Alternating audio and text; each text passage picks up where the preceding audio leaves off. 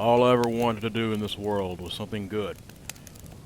When I laid my head down at night, I could be proud of what I did. It might sound selfish, but I think you kind of have to be to do a job like this.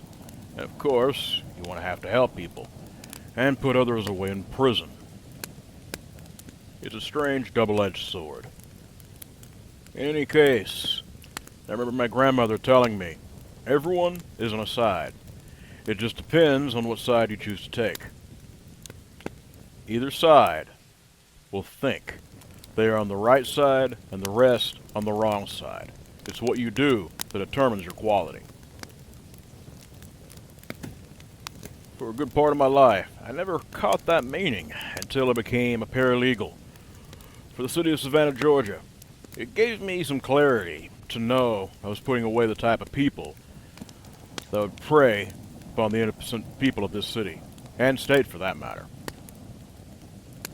Of course, with anything, those waters can become muddied. The lines between right and wrong, good and evil, become blurred, and if you don't know what you're looking at, or looking for, you might not see the true intentions of the situation at hand. I guess some context may be in order. Currently, I'm in my mid-30s with a daughter and a husband I love very much. I don't have much for family left, but I have them, and they both keep me on the path, so to speak. Like I said, I'm a paralegal in the DA's office. Savannah's my home. I grew up here, and would do all I can to make it a better place for not only my own family, but all members of the community. Anyone who knows anything about this city and state may also know of the alternative history behind this place.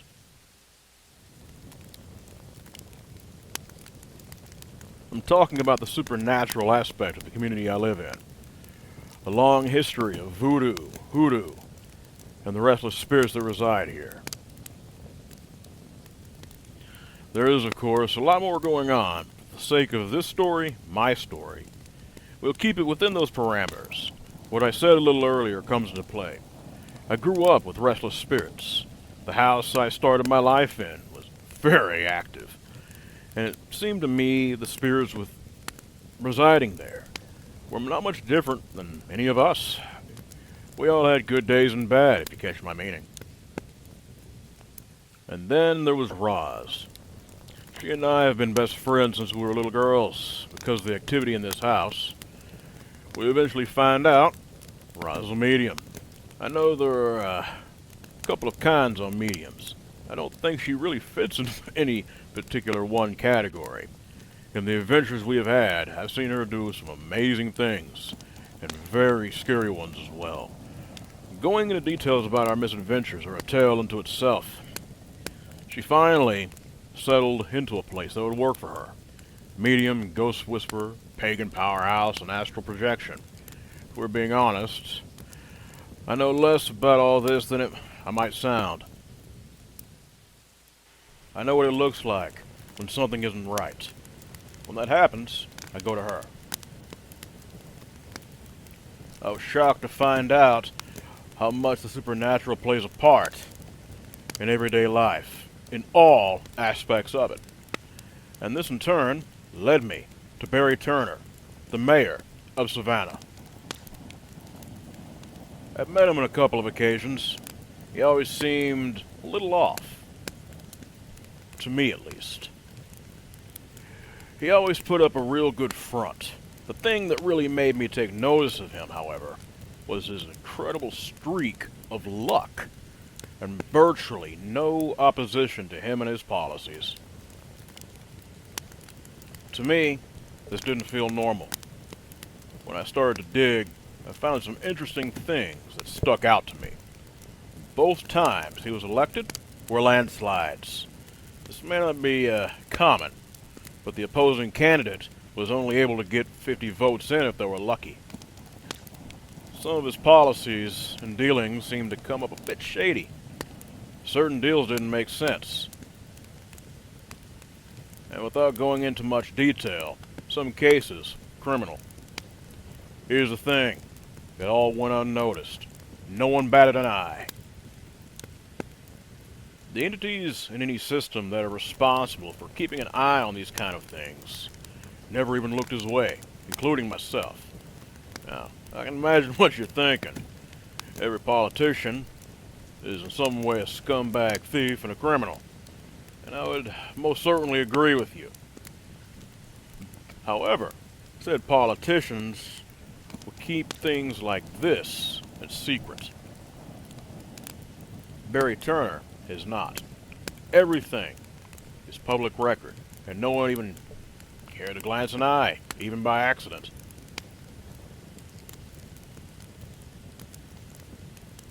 Then I looked into his family history.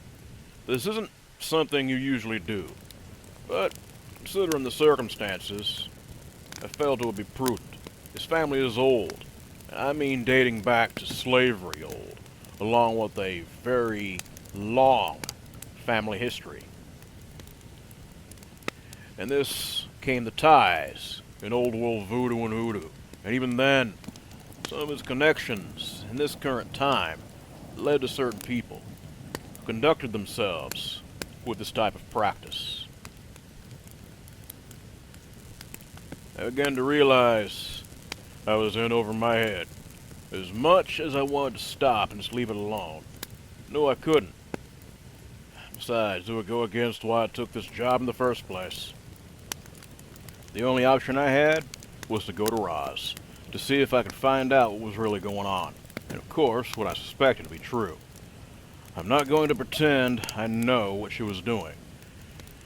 She brought out a very old golden-colored bowl with water in it.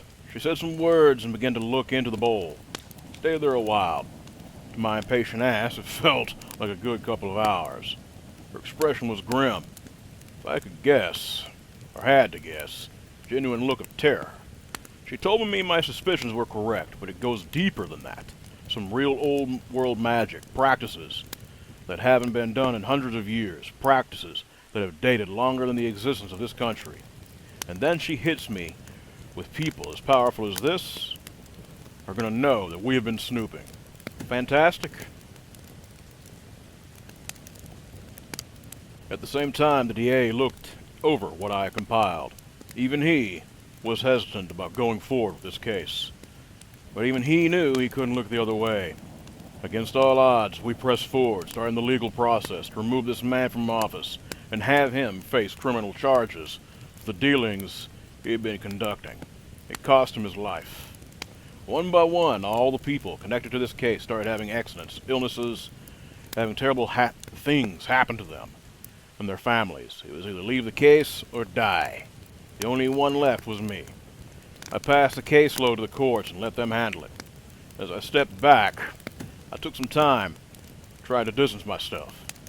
It didn't do much good, though. Somehow, somewhere, Barry knew it was me who had started this process. I have a garden, sitting area in my backyard. It's my happy place. A few days at home with my loves. It started to make me think that maybe I might be in the clear. I was wrong. After dinner one evening, I walked out into my space to relax with a glass of wine.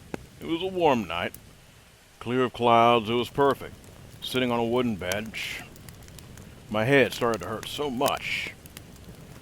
I dropped my glass. It came on so quickly. The pain traveled throughout my body. It dropped me to my knees. I couldn't cry out for help. I could barely breathe. I heard whispering in my head, almost like a far-off chanting. It got louder, and it seemed the world around me started to phase in and out. I looked up, sensing an oppressive presence. I fought to open my eyes. A black mist was flowing around my garden. It seemed viscous, flowing and churning as it moved into a serpentine manner. A low, deep growl took my attention to the rear of my garden space, a spot where there was a patch of trees and thick shrubs. The mist was flowing into this spot, weaving around the trees, engulfing the shrubs and bushes, making a blot of ink on the landscape. Out stepped a beast, black as night, with red blood eyes. It resembled a cross between a wolf and a man. Malice dripped with every movement. Its eyes were hateful and controlled. I knew why I was here and what I was going to do, and I was helpless to do anything against it. I was just hoping it wouldn't hurt my husband and daughter. I was praying to anyone who would listen, and at that moment, when this thing was standing over me, when I could feel what it was about to do, a gout of light shot down from the woods, like it came from the finger of God himself. In my head, a flurry of voices chanted against each other, a war raging inside and outside and inside my body. When I looked up, I could see the beast stepping back from a figure, radiating the brightest light in stark contrast to the darkness of the beast. The light became brighter, and darkness started to shudder and ripple. The figure of the beast turned and changed into the form of a man. Barry Turner stood there. A look of shame and intense anger painted itself across his face. The figure and the light pressed their advantage, emitting an intense burst, so bright it wiped away the darkness, swirling around us. The pain was gone. It left as quickly as it came on. I passed out. I could hear my phone ringing in my pocket as I did. That was Roz calling. I woke up in the hospital a day later. She had saved me. She had sensed the attack against me. She was the form in the light. And yes, Barry Turner was the one who attacked me. At the time of me being lights out here in the hospital, it was served with not only a search warrant, but an arrest warrant as well. When police entered his home, they did not find him.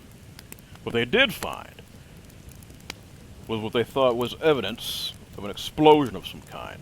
It looked like there was an altar of some kind with animal remains and other strange items.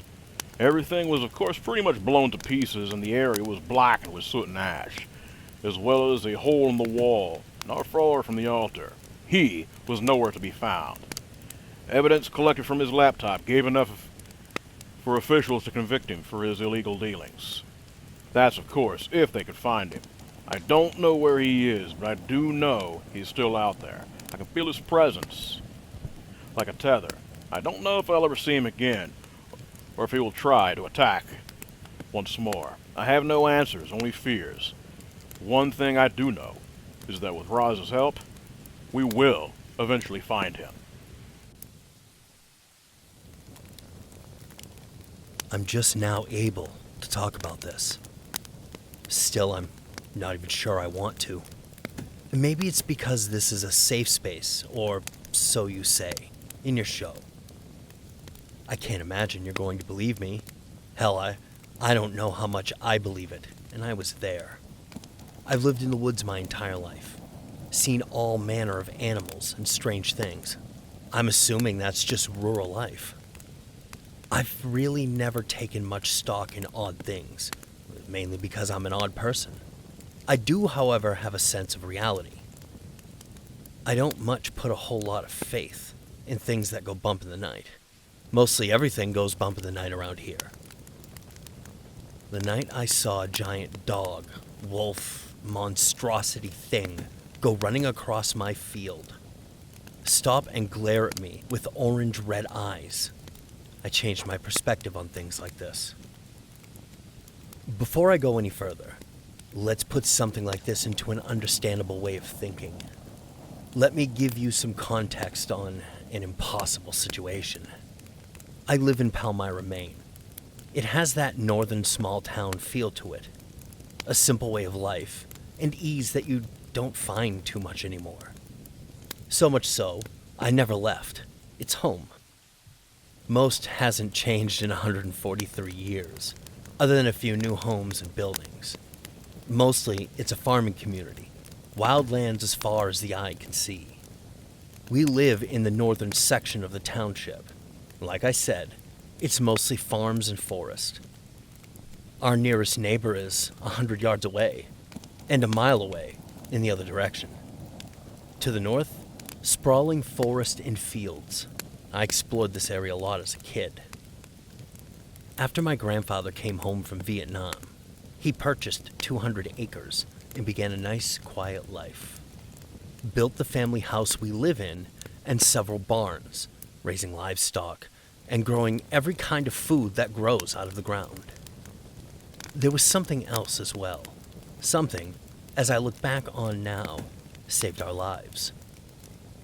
After going through the war and seeing how governments of the world use us as pawns in their wider political games, he built an armory. He installed a gunsmithing operation and began to fortify his, or our, ability to defend ourselves from just about anything. Although, he probably had humans in mind when he started this. My grandfather, father, mother, my brother, and myself all learned tactics and training with any and all kind of weapons at our disposal. I know what you're thinking. A bunch of armed and dangerous hicks. It's laughable. But no, quite the opposite. We are completely self-reliant. He built his family to weather all storms. As well, school and learning was a major part of my upbringing. All in all, my brother and I grew up naturally. Something of this nature always starts small. There is no real wolf population to speak of in this state. But they are here. Small numbers moving back and forth with our border to Canada. Normally they stay in the northern part of the state. A few weeks before this event occurred, we had started to see wolf tracks, but not normal wolf tracks. Tracks twice the size of normal ones, moving around the border of our property lines, not so much moving in, but around us. This wasn't as alarming as it should have been. Although a concerning find, we just kind of blew it off. But not to the point where we weren't keeping a close eye on it. In a situation like this, you have to understand, we have seen a lot of this shit. From the explainable into the complete weird. Living the way we do, so far out here, it's just a common part of life. What we did notice, these large wolves were moving into our neighbor's property. The Reddings had been losing chickens and pigs for that amount of time. Not many at first, but as time went on, the situation became costly. Chris Redding had come to the house to speak with my father a few times. I was shooed away, so I'm not entirely sure what they had talked about. But things came to a head quickly. My younger brother had walked out to the chicken pen for an afternoon delivery of feed and fresh water. He noticed something at the back end of the pen, trying to uproot one of the support posts on a long section of fencing. He originally thought it may have been a wild dog trying to dig under the fence and get into the pen. When he got close, large yellow eyes looked in his direction. The largest dog he had ever seen stood up. It stood defiantly on all fours, its back reaching almost 5 feet tall. The beast ran with a speed like he had never seen, past our wheat field and into a tree line that borders our land with the Reddings. It's what he saw staring at him from inside the wheat that stopped him in his tracks. Orange and red colored eyes peered out at him. Whatever it was crouching down, as all he could see was a very large shadow from behind the eyes. It had hatred and hunger coming out of them. He ran into the house, almost completely out of his mind. My father, brother, and I came out to see what he was talking about, setting out to inspect the area. We found where something was digging at the pen, but nothing else like what he had told us. Figuring he may have been mistaken on what he had seen, we helped him finish his chores. He was still very shaken up. He did not let on, but the worry on my dad's face was noticeable. We had almost reached the front door of the house when we heard an ear-piercing scream. We recognized it right away. It was one of the Redding girls. In my mind, something real bad had to be going down if she was going to let loose a scream like that. It became apparent rather quickly what my father and Chris Redding may have been talking about. He stopped me with a hand on my shoulder and spoke to my brother. Go get the red and blue go bags. Then get the 2 ARs with the cans. Do it now. After doing what he was instructed, our father had also instructed him on what to do after we left for the stand. The stand. Let me explain that one. At the urging of my grandfather, before he passed away, we had a 50-foot tower built. It wasn't too inconspicuous. We had trees much taller. It was placed in an area where we could overlook our property, as well as the Reddings and our other neighbors, the Keens.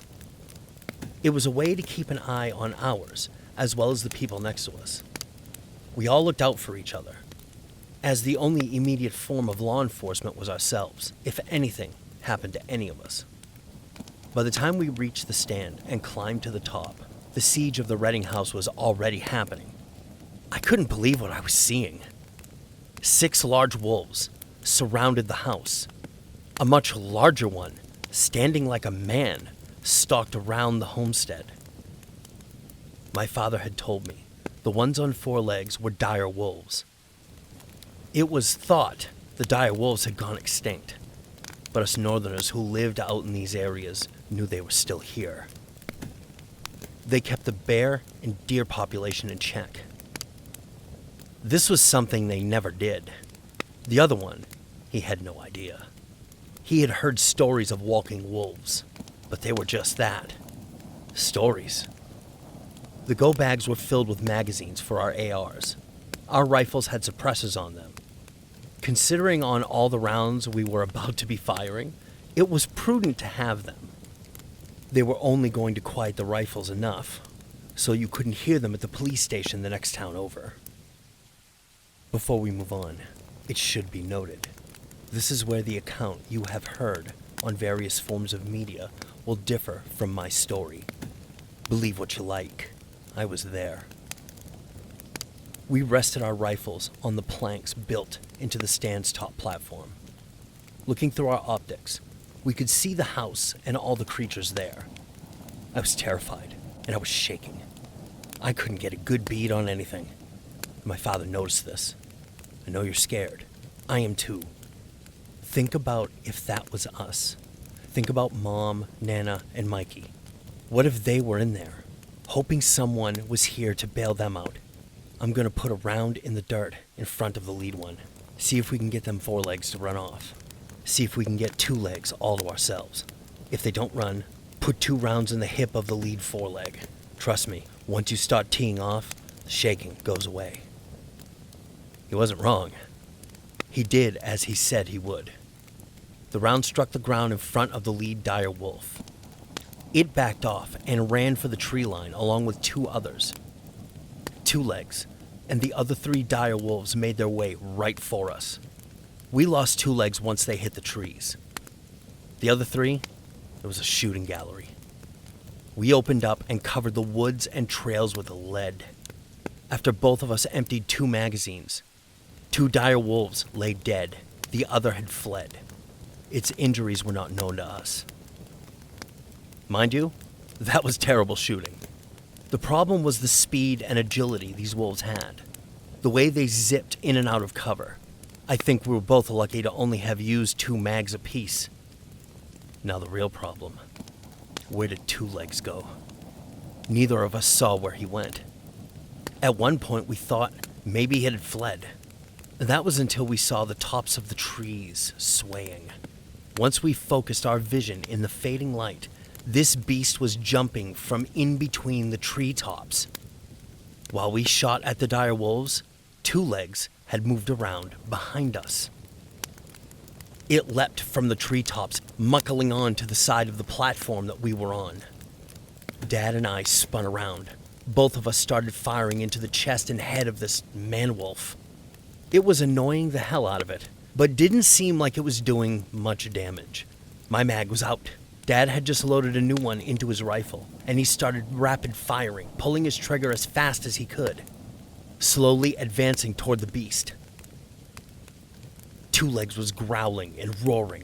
It pulled its big arm up to cover its face. Once my father got too close, 2 legs backhanded him down to the floor of the platform, knocking his rifle out of his hands. As this was happening, I reached into my backpack to reload. The mag I pulled out had green tape wrapped around it. Armor piercing. I locked and loaded. I took aim as 2 legs had my dad down and was about to finish him off. I put 1 round right between its eyes. No, he didn't like that. I followed it with 3 more, in the same spot. Yeah, I had his attention. It came for me. I kicked my backpack to the hole in the center platform, sending it down to the ground. I did the same. Sprinting, I fired 2 more shots before I let my rifle rest on its strap and slid myself into the hole and the ladder below. I did this fast fall onto the ladder. I was probably 30 feet from the ground before the beast swung around the support beams and knocked me off of the ladder. I free fell down the rest of the way. When I hit hard, knocking the wind out of me. I was done. I was not moving. Not before 2 legs could get to me. Next thing I knew, there were giant wolves on either side of me. 4 dire wolves leapt at 2 legs. The 5 creatures wove a dance of carnage and blood, ducking in and out of each other, biting, slashing, snarling, and roaring. It was a furry tornado I was glad not to be in the middle of. My father appeared by my side, weapon in hand, with my backpack I had kicked down to the ground. It looked like 2 legs was winning. The 4 wolves were beat up and getting slower. My father and I put as many mags in our pockets as we could. We started to walk around the battle, sniping at the beast. We must have been out there for a while, fired a few hundred rounds. The beast was slowed, bloody, almost broken, but it still fought ferociously. And there we were, dangerously low on ammunition. A blast rang out that startled all of us. Then another, followed by several more. 2 legs fell forward, and it did not get up again. Chris Redding stood there with an empty and smoking 300 Win Mag. At that moment, all of us, human and direwolf, just looked at each other. We dropped our weapons, and the pack lead howled long and loud into the night, and the remaining wolves left. Chris, Dad, and I burned the body. It took a lot of gasoline and pretty much all night, but we burned that bastard to ashes. Since then, I've been looking and listening. I've seen this creature you call a Dogman. I don't know if my story fits what you do. I don't know if it was a Dogman, and I haven't seen anything like it since. As well, I haven't seen the direwolves since then either, and I'm not going to pretend I know anything about what you're talking about, and I just figured that I would share my story. Believe, don't believe, it's up to you.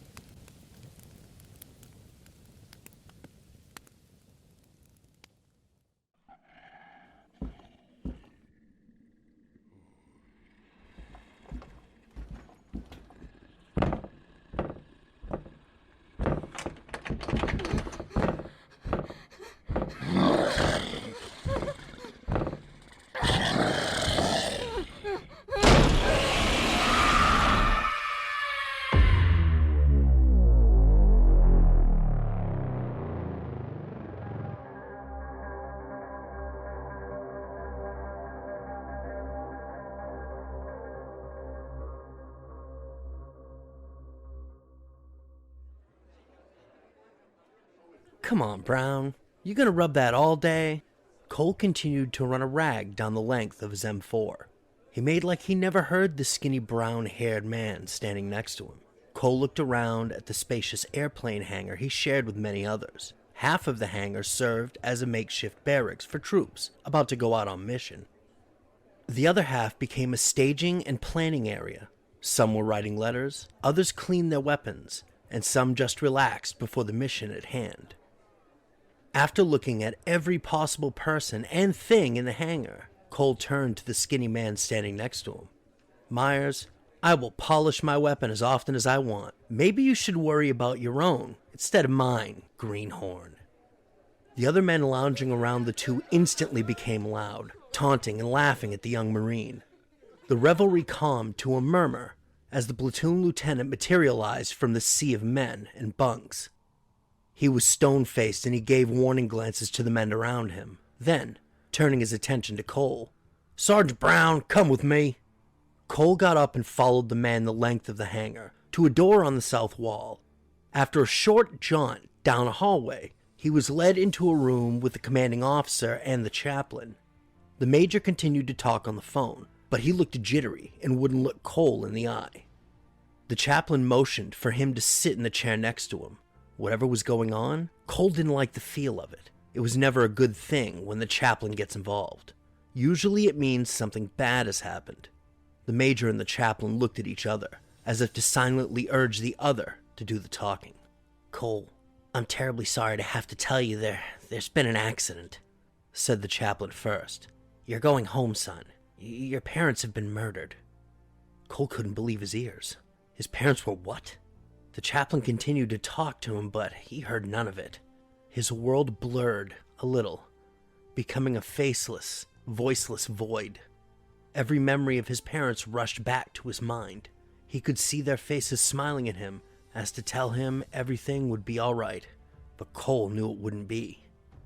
When he finally came back to reality, he found himself on a C-141 headed back to the United States.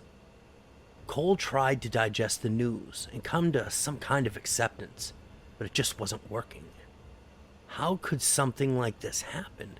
Granted, he is biased. His parents were the kindest people he'd ever known. Something like this had to be a random act. He couldn't think of anybody that disliked them enough to do something like this. But a cold truth slapped him in the face over and over. The one that reminded him, if he hadn't gone off and joined the Marine Corps, he might have been there to prevent this from happening. Edward and Stella Brown were on the cusp of their golden years, and he felt like it was his duty to look after them, to make sure they were safe. He didn't do that, and that was a bitter pill to swallow. He mulled over many things that were beyond his control. Eventually, exhaustion caught up with him, and he laid his head down. He knew nothing was going to be accomplished in his head, closing his eyes and letting the darkness take him. He couldn't help but let his mind wander. In fact, it raced, standing at the front door of his family home in Alfred, Maine. He tried to stare the door down. He'd had his hand around the doorknob several times, but couldn't bring himself to turn it. Part of him wanted to push through the door and go charging in, but another was too frightened. "I'm a Marine. This shouldn't be so hard. I've trained for this. Open the door, soldier. Open it now." The more he talked himself up, the weaker his grasp on the doorknob became. Fighting on foreign soil is very different than fighting on your front porch. He then thought the back door might prove an easier conquest. As a child, he barely used the front door, and at a time like this, comfort turned out to be a rare commodity. He reached down, grabbed his pack, and then spun around, headed for the rear door. The backyard looked as he remembered it, a sprawling grass field about a half an acre, oval in shape, with patches of tulips and lily bushes.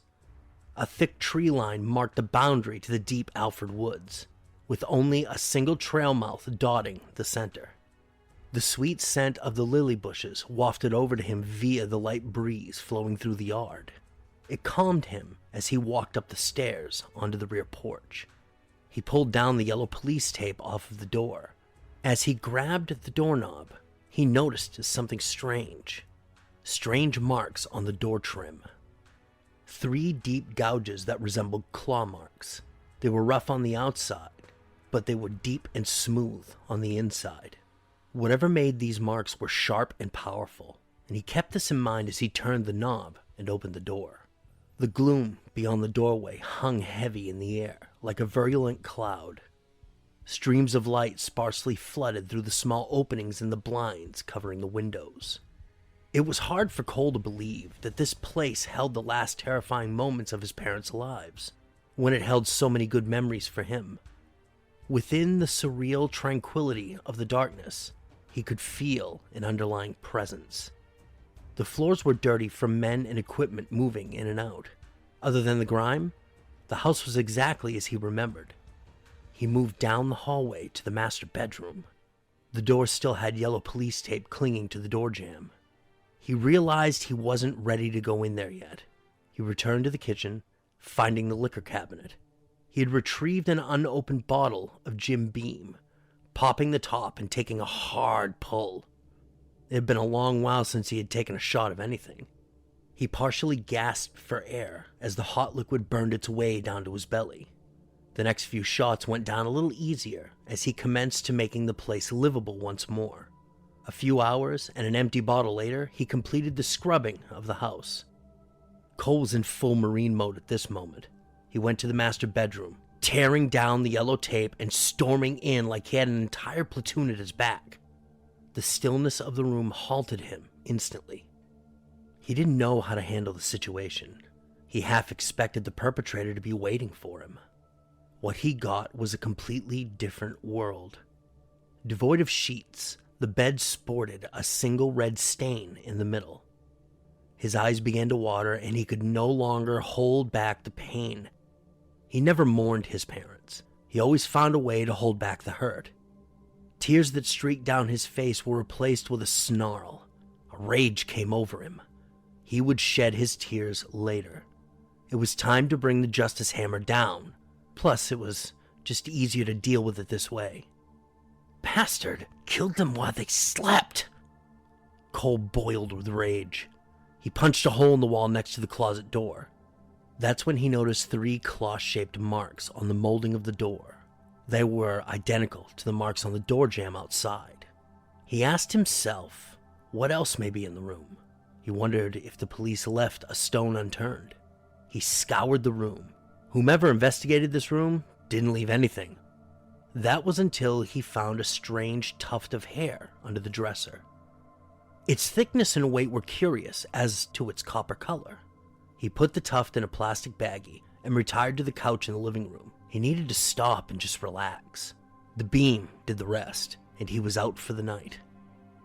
Throughout the week, he prepared for a possible visitor. Although he knew his paranoia had reached its maximum, he was never able to shake the feeling of being watched. He didn't know what was coming or what was looking for him. It was just a feeling. Considering the madness dancing around in his head in the events of the past week, strange noises, strange smells, and large canine prints around the edge of the yard and surrounding tree line. The local vet office he visited told him the hair sample he had brought was something they had never seen before. It was a complicated bundle of hybrid fibers, traits of both human and animal. That was their assessment, but Cole knew they had nothing to compare it to. They, like him, didn't know. The next stop was Pappy's Outdoor Adventures.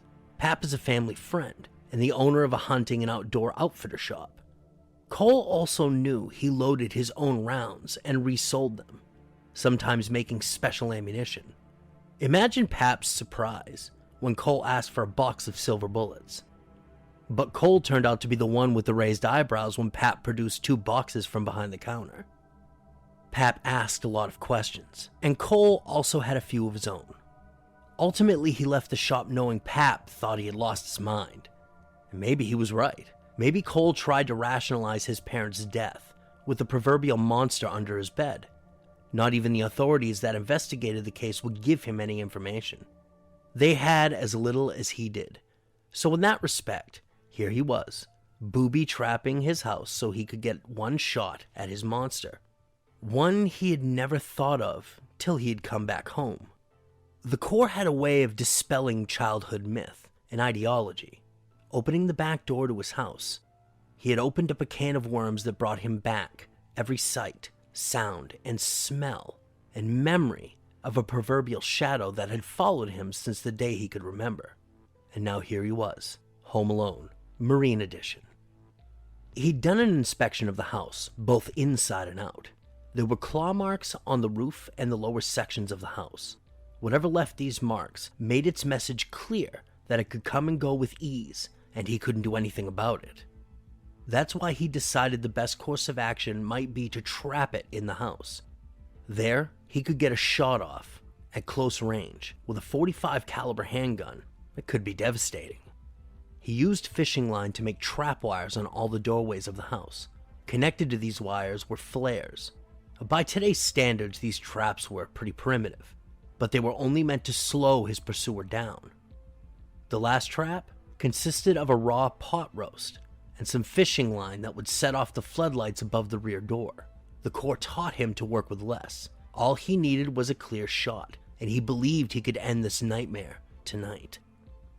Cole made his way up the staircase, pausing to check the rope he had tied to the railing overlooking the living area. He then walked the length of a short hallway to his bedroom. One of the windows in the room overlooked the backyard. Here he would try to get a shot once the light snapped on, if it snapped on. As he loaded the magazine with silver rounds, he almost laughed at himself. What was he doing? Waiting for some monster to show up and take the fall for killing his parents? It almost made him sick to think that he might be following a whim from his overactive imagination. Once night fell, he didn't have to wait long before something in the woods stirred behind his house. He could hear its slow, meticulous approach, moving on 4 legs. The floodlight blazed to life. Cole pointed his weapon down at the yard, holding his breath. A doe nibbled on the pot roast, and Cole felt a little foolish. He chuckled at himself and started to get off the floor. He stopped when he spotted 2 glints in the tree line. Those glints became a golden brown flash as the doe went down before it even knew what hit it. Cole saw his monster, standing near 8 feet tall. Copper and bronze-colored hues covered a heavily muscled body. Its long snout and rows of razor-sharp teeth glinted in the light. The beast still clutched the doe's head. Its red eyes looked up at the house defiantly. Cole froze with fear. He couldn't remember the Marine Corps training him to take down a werewolf. The gasp that escaped his mouth was barely audible, but the beast heard it and looked up to the window Cole occupied. In a single leap, the beast reached the windowsill and loosed a roar that shook the very frame of the house. Cole ran for the door, firing 2 shots as he turned. The beast sidestepped the silver rounds, letting them pass by harmlessly. Then it burst through the window, showering Cole with glass and wood splinters as he ran through the opposite door. The beast was right on top of him, and he could feel the heat from its breath on the back of his neck. The beast hit the tripwire as it crashed through the door. It roared as the flare released and doused the back of its neck with a flaming missile. This gave Cole enough time to sprint down the hallway and reach the rope waiting for him. In one motion, he took the rope and leapt off of the railing. He swung down, never touching the floor, his momentum catapulting him into the kitchen. He heard the beast come down on the couch behind him, destroying it. The beast coiled and sprang at Cole as he tried to reach the rear door, tackling him before he could get to it. As Cole rolled over to his back, he pulled the gun around. The beast saw this and swatted it away. The monster rolled its lips back, showing long white canine teeth just centimeters from his nose. He was enveloped by its putrid breath and waited for the worst to happen. But something happened he did not expect. The beast got up from on top of him and stepped away gingerly over the flare trap at the rear door, exiting into the night.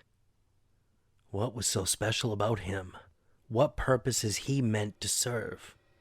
Cole lay on the floor for a long time. His thoughts drifted from questions to assumptions. After all his theories, he still had no answers. But he did conclude he needed to do something. He was spared and his parents were not. He got up and trudged up the stairs to the guest bedroom. Cole came to the decision that not only could he bring this situation to an end, and that he needed to do it alone, but it would not be tonight. It wasn't long after that. Exhaustion took over. Even as he stuffed spoonfuls of raisin bran into his mouth, he still didn't understand why he lived. But there were things going on in this world that he did not understand. He was resigned to that fact, but then again, he didn't need to anymore. At this time, that point was moot. The facts remained the same. His parents were dead, and he'd been spared. He was the Marine now, a killing machine with a personal war to conduct. The rules of engagement went out the window when the war raged on in your backyard. The beast chose not to finish him, and he was going to make the beast wish that he did. He prepared for his jaunt into the woods. He wore an old OD green BDU that he had brought home with him. Since he only fired 2 shots, it didn't take him very long to get his weapon in order. Believing this would be his last mission, he took a little time to look around the house and some pictures he had of his parents. He bid it all goodbye and moved out into the backyard. Immediately, he noticed the telltale signs of his monster leading him in, like a fly to a spider's web. Every 50 feet or so, the beast left deep gashes in the trees. Cole wound his way through the Alfred Woods for what seemed like an hour or so. Eventually, he came upon an odd structure, and he knew in his gut that he had found what he was looking for. A large, domed structure comprised of twitching, writhing, thorny vines. With no entrance evident, he moved in closer, cautiously, his awareness at its maximum.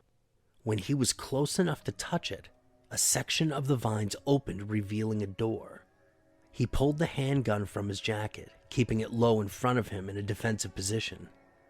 The entrance sealed up behind him, and he breathed heavily in the darkness. A scuff in the dirt behind him sent him into motion. He took a step forward and spun around, bringing his gun up to face the threat behind him. The beast saw his spin and blocked his weapon with one arm, then with the other buried it into Cole's chest, sending him flying back, landing on the hard ground. The wolf jumped on top of Cole and dug its teeth deep into its collarbone. Cole yelled out, but the searing pain stole his voice and breath. He struggled against the might of the beast, but his strength wouldn't hold, and it faded quickly. Within the darkness, Cole could not see the gloom closing in on him, but he could feel it. In his last moments, all he could see was a mental image of his mom and dad before the end came. Imagine Cole's disappointment when he woke up in a cage sometime later. He lay on a cot in a one-room concrete square. He guessed it to be 20 feet by 20 feet. A small portion ran through the center of the room and served as a jail cell he shared with a stack of dusty books. On the other side of the cage, sitting on a small wooden stool, was the rest of his belongings. When he moved, the soreness in his neck turned into a sharp, burning pain that shot throughout his head and torso. A creak came from the door in the far corner. In walked a thin young man with bushy, unkempt hair and a scruffy beard. He came to stand before the cage door, studying him. "Good to see you are up. How is your shoulder?" the man asked. "Oh, this is your handiwork. I'll manage," Cole responded with venom. The young man picked up on Cole's displeasure and gave him a smirking scowl.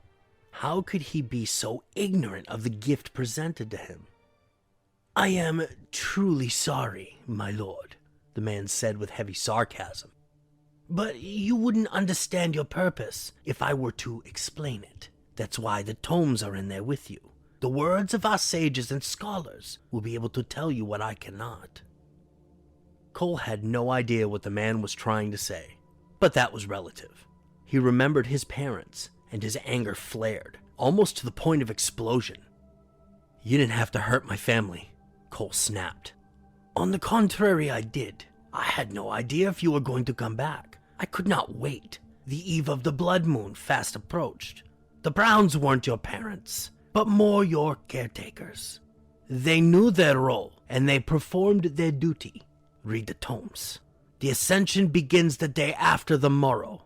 I will return on that day." That hit Cole like a truck. What the fuck was that, and what was he to become? He kept asking himself that question, even as the stranger walked out of the shack. He knew he felt the answer, but that didn't mean he couldn't avoid it like the plague, which is exactly what he did. Without much of a choice, he sat down on the cot and started to read the books next to it. The books themselves gave a complete history of the werewolf culture. It shadowed the history taught to him in the school books, stories and facts from the time of the first Rougarou to the dissipation of the species at the end of the Dark Ages. There was a written account of a ceremony that took place at the end of the time of the wolf. With the Catholic Church closing in around them, the Rougarou and the 5 remaining elders commenced to a ritual in which they could hide the blood of the king within the human race. The book never said whether it worked or not. Cole could probably guess that it might have. The last paragraph struck him with the most clarity, and it said, the only way the Rougarou blood could be resurrected was with the bite of an elder. Time flew past Cole, who remained oblivious to it. He had gotten to the end of the last book before he felt a pang of pressure in his chest. The pressure grew into lightning bolts of pain. He fell back on the cot, trying to arch his back and relieve the pain in his chest. And that's when he noticed the red moon outside his window. The last conscious thought he had was the comedy of the blood moon actually being a literal event. The bones in his face cracked and extended, forming a gruesome snout. His arms and legs broke and extended to unnatural lengths. His skin crawled and itched as long, thick tufts of hair grew to cover his body. His agonizing screams of pain soon turned into an earth-shaking roar. He passed out of consciousness to the sound of his own ribs cracking.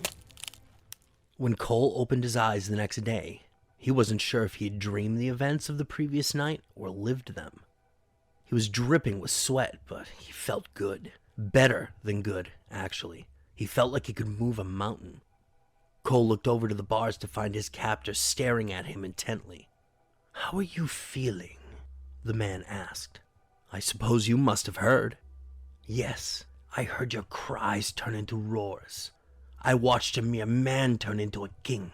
Now the only question remaining is, can you live up to the role of the Rougarou?" So that's the $1,000,000 question. With one bite, you've turned my entire world into a giant pile of shit. Any more surprises you haven't told me about? Cole asked.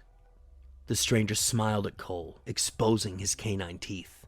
"Yes, I guess I do owe you an explanation. I am Rasmero Krindu. I have lived for 100 generations of man, and I am the oldest of the elders. I was originally turned by the first Rougarou. Not long after that, I took the blood of Silas. I don't need to tell you how you came to be. That is insignificant. It is not important where you begin, but where you finish. We have skulked in the shadows for too long. We will reveal ourselves to the mortals in the land once more. We will not lose our place again." Cole heard all he wanted. The sneer on Rasmero's face helped his anger flare from a deep reserve somewhere within his psyche. Cole felt an untamed rage flow through him, and he decided to ride the current to its crescendo. "Let me out, Rasmero, so we can finish this." "Oh, and just what do you think you're going to accomplish? Fighting me? That will solve nothing.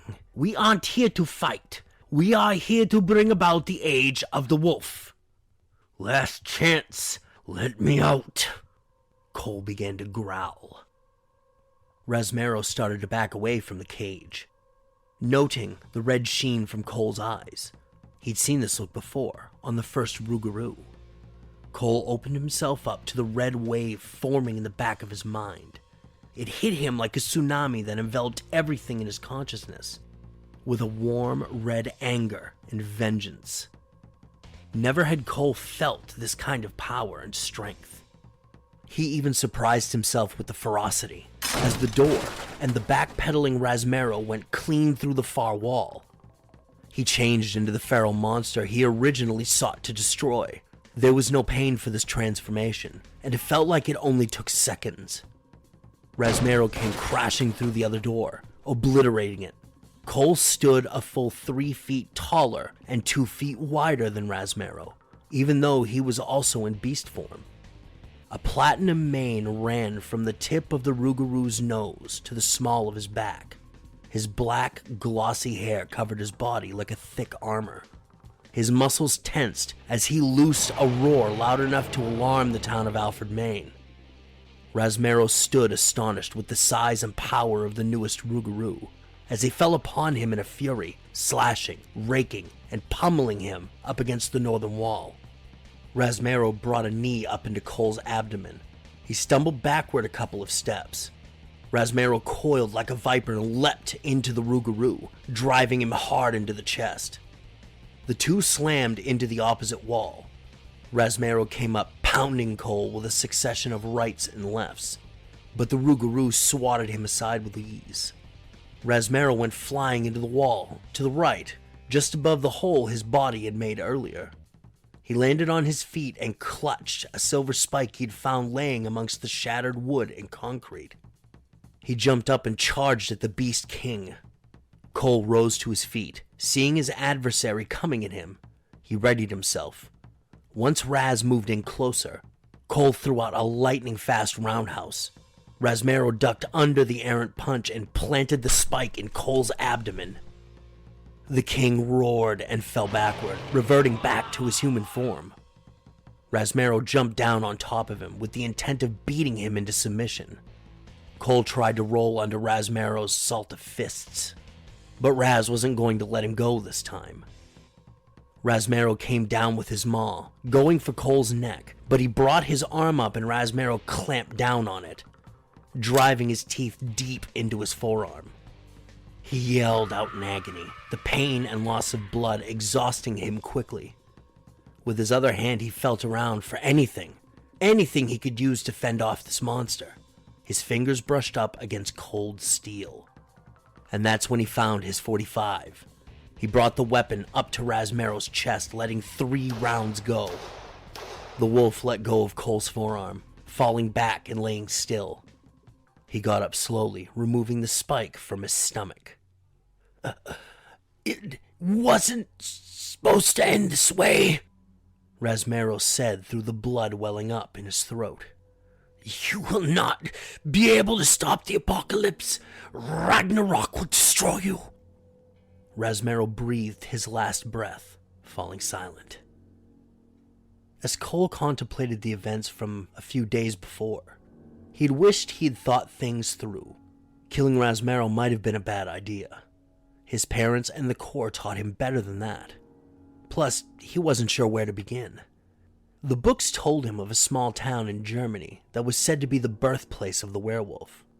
First, though, legend has it a werewolf or some kind of hairy beast terrorizes a place called Bray Road in the state of Wisconsin. The trip may prove to be a good time to do a little soul-searching and to take a long, hard look at himself. Off he went, looking for another monster and some answers.